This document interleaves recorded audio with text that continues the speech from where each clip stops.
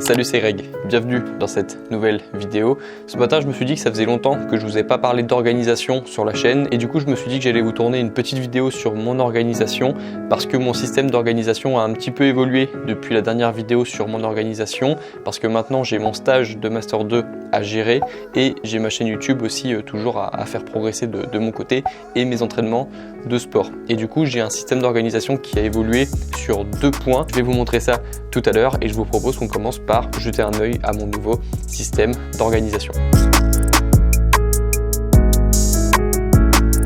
Ok, du coup on se retrouve sur mon Notion personnel, on se retrouve sur cette application avec laquelle je m'organise au quotidien. Je vous ai déjà fait quelques vidéos sur Notion, une sur comment je m'organise personnellement et une sur comment j'organise mes finances avec Notion. Je vous les mettrai du coup en description de vidéo. Cette vidéo n'est pas sponsorisée, mais comme je m'organise toujours avec Notion, je vous montre toujours Notion dans mes vidéos d'organisation. Et du coup vous voyez qu'on retrouve le système dont je vous avais parlé dans les dernières vidéos avec la gratitude, l'épargne, les investissements, les habitudes, les ressources utiles et surtout le système qui était celui des actions du jour. Donc moi je vais vous flouter parce que là il y a absolument tous mes projets des prochaines semaines et donc j'ai pas envie de le montrer publiquement comme ça sur YouTube. On retrouve aussi la liste de gratitude dont je vous avais parlé dans une des dernières vidéos et l'organisation du budget dont je vous avais parlé dans la dernière vidéo sur Notion. Donc ça c'est ce qui n'a pas changé. Ce qui a changé en revanche, c'est que maintenant tout en haut du système il y a une petite to-do, comme vous pouvez le voir, pour to-do list, et on va cliquer dessus parce que c'est ça du coup qui a changé depuis que je m'organise pour gérer mon stage et ma chaîne YouTube. Donc ça c'est ma to-do list pour aujourd'hui. Celle-ci je vais pas la flouter parce qu'il n'y a pas trop d'informations confidentielles. Vous voyez que j'ai mis des petits smileys chutes pour mes projets à venir dans les prochaines semaines, parce que vous savez que je parle pas de mes projets avant qu'ils arrivent, avant qu'ils soient terminés ou bien commencés. Et donc ça c'est ce que je vais faire aujourd'hui en même temps que mon stage. Et justement sur mon stage de Master 2, ce qu'il faut savoir, c'est que c'est un stage flexible que je fais à distance, parfois en présentiel à Paris, mais souvent à distance ici. Et en fait, ce sont plutôt des missions que je fais au cours de la journée. J'ai pas d'horaire fixe comme 9h-17h, c'est plutôt parfois des missions qui arrivent au cours de la journée pour aider l'entreprise. Et par exemple, là il est 9h et j'ai pas encore été appelé pour faire une mission, mais si ça se trouve dans 15 minutes je vais recevoir un message sur Slack et puis je vais devoir couper la vidéo pour avancer dans mon stage. Puisque j'en parle, je vais vérifier que j'ai pas eu de message. Non, c'est bon, on peut continuer. Et du coup c'est pour ça que je vous parle de mon stage, c'est parce que ça me prend pas non plus toute la journée. Du coup, comment est-ce que je m'organise? Vous voyez que j'ai une to-do list et qu'elle est un petit peu particulière. Déjà, elle reprend le système dont je vous avais parlé dans la dernière vidéo sur Notion, avec ce système de à faire, en cours et fait, que je trouve vraiment très bien. Et comme ça, on peut voir la progression de nos actions.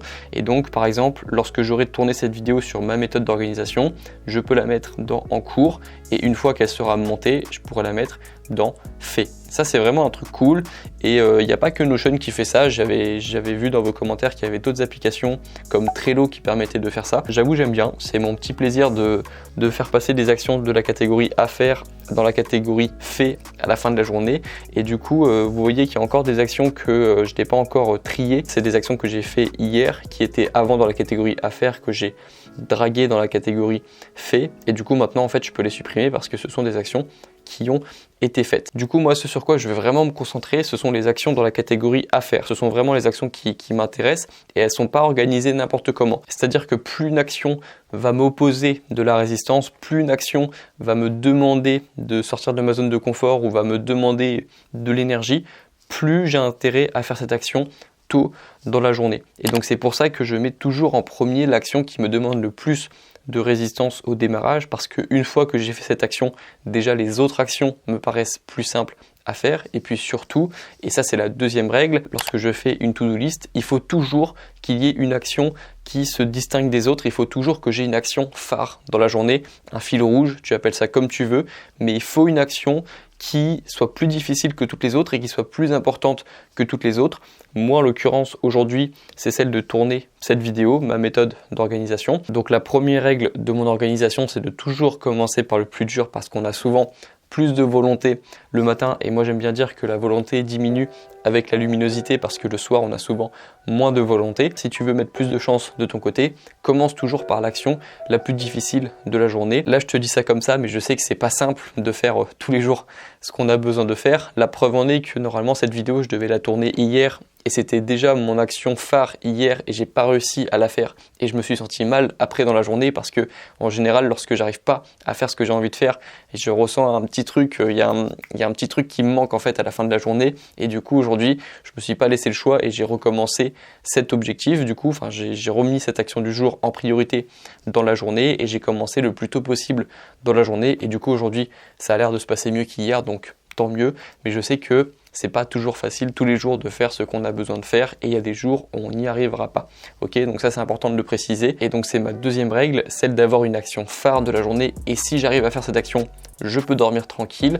Et la troisième règle, c'est de commencer à faire sa to-do list la veille parce que ça, ce que tu vois du coup sur l'écran, c'est ma to-do list d'aujourd'hui mais elle a été faite hier. Ça c'est une grosse erreur d'organisation, c'est celle de te lever et de te dire qu'est-ce que je fais aujourd'hui? Parce que instinctivement, tu vas aller vers les actions qui te demandent moins de résistance. Tu vas pas être très clairvoyant, tu vas peut-être passer à côté des actions vraiment importantes de ta journée. Tu connais déjà très bien cette sensation de repousser un petit peu chaque heure l'action que tu es censé faire maintenant et puis te coucher pas satisfait de toi. Donc je vais pas en parler plus que ça, mais pour éviter ça, du coup, prévois ta journée la veille pour le lendemain. Je reviens 2 secondes sur un petit détail qui a son importance concernant ma to-do list, c'est que je commence généralement les actions de ma to-do list par un verbe. C'est tout bête, mais j'avais lu ça dans un livre un jour que tu as 20-30% de chances de plus de faire une action lorsque l'action est simple, facile à faire, facile à comprendre surtout, et que l'action que tu as à faire commence par un verbe. Donc par exemple, au lieu de marquer ménage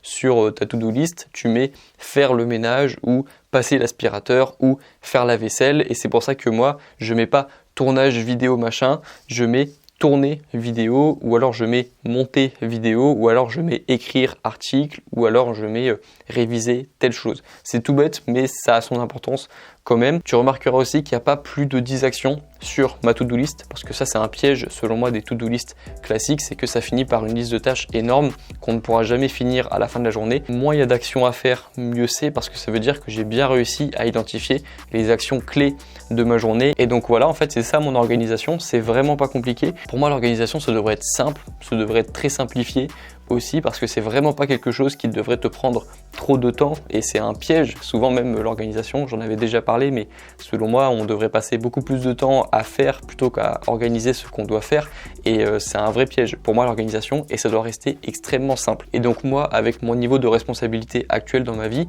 une to-do list me convient très largement. J'ai pas besoin de beaucoup plus d'outils pour m'organiser au quotidien et donc ça se passe comme ça. C'est vraiment quelque chose que je fais tous les jours, c'est un processus vraiment quotidien. Faire ma to-do list, éliminer les actions que j'ai déjà pu faire. Si j'ai pas pu faire une action un jour, la mettre sur la to-do list du lendemain et puis organiser mes journées la veille pour le lendemain et puis respecter les règles qu'on aura vues dans cette vidéo parce que c'est important de pas tomber dans les pièges de l'organisation et de la to-do list. Le reste, c'est une question de volonté, c'est une question d'habitude aussi parce que plus une habitude est renforcée, moins tu auras besoin de dépenser d'énergie pour faire une action et de volonté pour faire une action. Puis tu verras que si chaque jour tu fais ce que tu peux pour avancer un petit peu dans ta vie, tu vas progresser extrêmement vite et ça va se cumuler avec le temps. Toutes tes actions positives auront des répercussions dans les prochains jours, dans les prochaines semaines et dans les prochains mois et de belles choses vont arriver ensuite dans ta vie. Donc continue de t'organiser, continue de faire ce que tu peux au jour le jour et puis regarde les résultats arriver et puis sois fier de toi ensuite. J'espère du coup que vous aurez pu apprendre quelque chose avec cette vidéo. Je vous invite à vous abonner à la chaîne si vous avez bien aimé ce concept et si vous voulez recevoir les prochaines vidéos, à liker la vidéo si elle vous a plu et à me poser vos questions en commentaire. Je te mets à l'écran d'autres vidéos que j'ai pu faire sur Notion sur mon organisation si tu veux en apprendre plus. Et puis nous on se retrouve dans la prochaine vidéo. Bon courage dans vos projets et bon courage dans vos révisions.